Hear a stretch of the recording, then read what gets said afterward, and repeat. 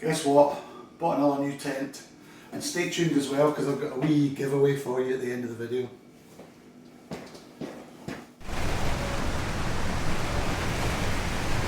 So, this is a new tent that I bought for the summer for myself and my wife. We'll just weigh it as it comes in the bag. It's come with a mat as well.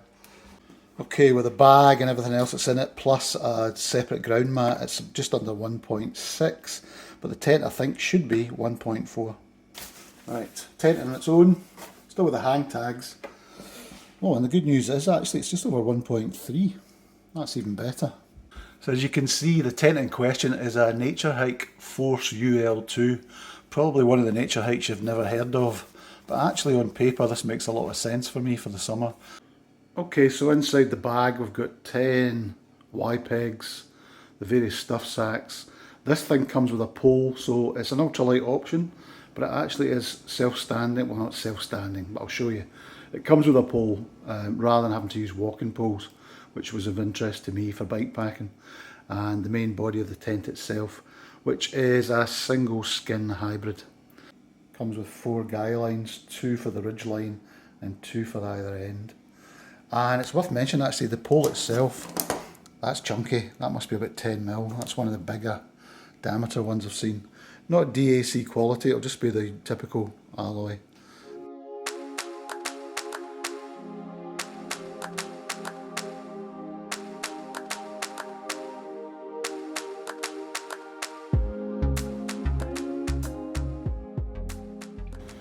So 4 corner guys attached to the footprint, and then they've just got tension adjusters. Each one of the corners has a wee plastic pole, maybe about 8 to 10 inches high.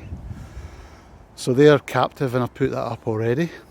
So there's a T-pole, 1 centre pole and a ridge line. So there you go, this is your ridge line that goes across the top of the tent, and this apparently fits into a socket dead centre. Pretty windy.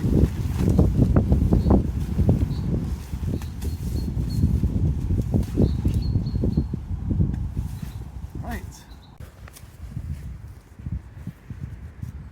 Okay. That's a bare bones of it up. There's also a prop vent at either side, which I'll just pop up in a second and show you.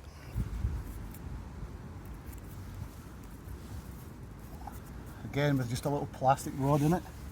And there's mosquito netting in the inside of the vent just to keep bugs out. Right, let's get these guy lines on now. They're reflective Dyneema by the look of it. Look pretty good actually. And I think they're glow in the dark. Pullers as well. Okay, so that's all guys added on, and this is how I envisage using the ends with my walking poles. Just to bring this part of the fly sheet up a bit. Give myself a wee bit more internal room. Haven't been in yet, but we'll jump in now and have a look. So this is quite smart. It's actually got magnetic enclosures, or a magnet enclosed in the rain, the zip cover. There's 2 of them actually. So one of the main reasons I bought this was the width. It's 135 wide, which in theory should make it a lot more comfortable for the 2 of us and 2 mats. Plus it's double vestibule, so we can get out either side, which is excellent for convenience.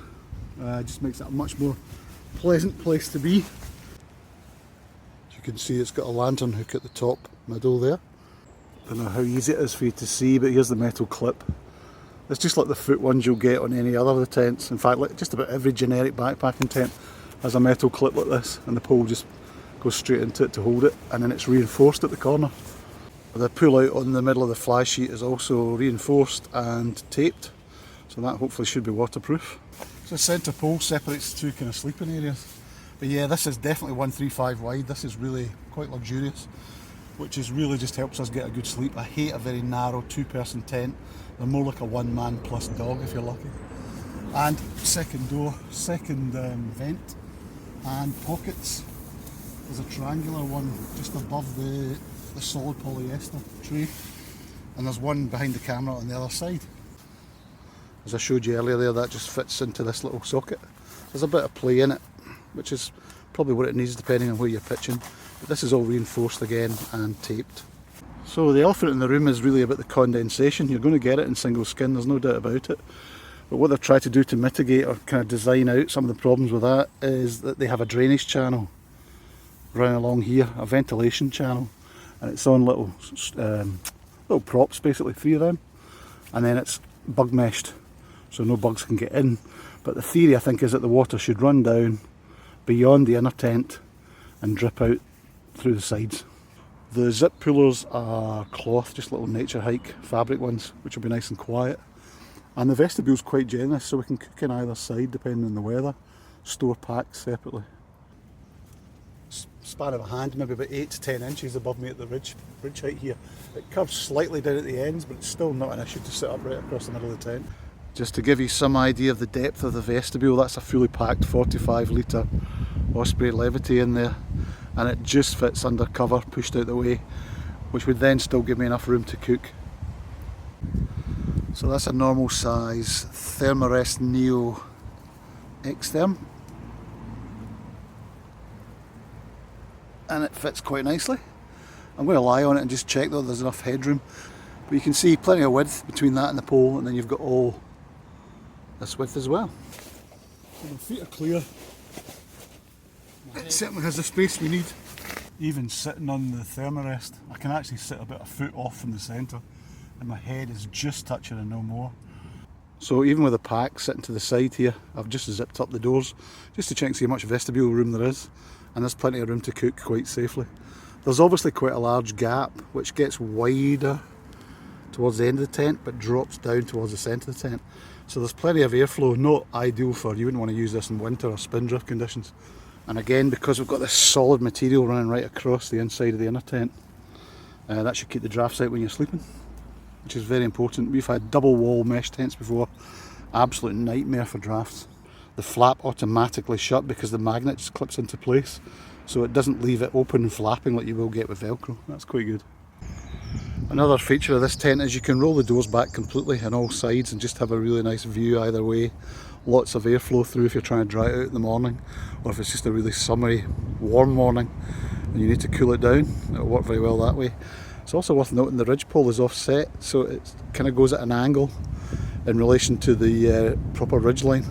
Again, like, you know, just tents like the Big Agnes Copper Spur, which is one I'm considering again. You've got this semi-polyester bottom layer, then mesh, just to make it a wee bit more useful in colder seasons or higher winds. 2 mats in, head to toe, so that's probably the way we'll end up sleeping. And you can see there's a huge amount of width and shoulder room, so very comfortable for 2. Has a kind of retro feel about it. It reminds me of an old Fjallraven tent from when I was a teenager. God knows what it was called. It goes back to, it also looks very similar to the Hilleberg Anaris, or Anaris, however you say it. The other thing I might try is putting a walking pole down either side to brace this, which might give it even more stability, should it come to that.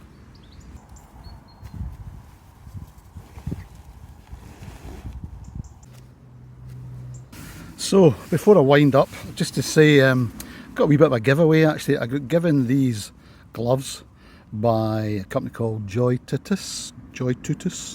I'll put it on the link below anyway, so as you can see. That's not the brand of them, I think they're called Kemi-Moto. I've been using them for mountain biking, bushcraft, when I'm sawing stuff, anywhere where I'm going to trash my hands, to be honest. So they are a wee bit slightly manky now, these ones. But I have a medium pair to give away. These have been excellent. They've got the kind of carbon fibre type knuckle, which is solid. Some venting there, which is quite good when you're biking and getting too hot. They're not padded or anything, but they're just made out of the kind of typical leather type materials. They're also good because you can use your mobile phone and film with them, which was a real godsend for me, because to be honest, when I've got my other gloves on, I have to take them off every time I do a shot. So that's been really good. They also remind me of the ones I bought a set years ago, exactly the same, when I biked round California with a mate. We hired BMW GS Adventures and travelled down Route 1, and the gloves we brought were far too hot, and I ended up buying a set of these in a military store. So they basically are very military or kind of motocrossy. So if these are your kind of thing, drop me a wee comment below saying why you, just a quick sentence just to say you're interested in them and you wouldn't mind having them, and I'll just do a prize draw, just a kind of random draw from a number generator at, where are we now, middle of the month, let's say in about 10 days time, or probably about the 20th of March. But yeah, I've got a brand new medium set to give away. I'll show you them. That's them in the packet there. Brilliant and bomb-proof. So there you go, the Naturehike Force 2 UL, which I guess stands for ultralight. It's kind of like a real rival for me to things like the Lanshan Pro 2 or even the Lanshan 2 itself. And anything similar to that kind of type of tent. It's slightly heavier, but then you're not using walking poles, you've got a pole with it. So 1.3 kilos, that to me is still really good even for solo use during the summer. So I will use this on my own and I will use this with my wife. It's really wide, which is what I wanted. Nice headroom, really simple to put up. Yes, it's a single skin hybrid, but the good news is with the solid materials to the side, it's going to be less drafty for us. £99.04 it cost in total, delivered from China through camper lists. I'll put a wee description below. I think the other thing worth mentioning is like the Lanshan is only 120 wide, which is tight. This is 135 wide. I know I keep banging on about it, but having used over 100 tents, 2 up, I really find that you need a width of 127 upwards. So it's perhaps a Naturehike tent you've never heard of. I hadn't even heard of it, nor really noticed it. But thanks for watching, and I'll see you out there.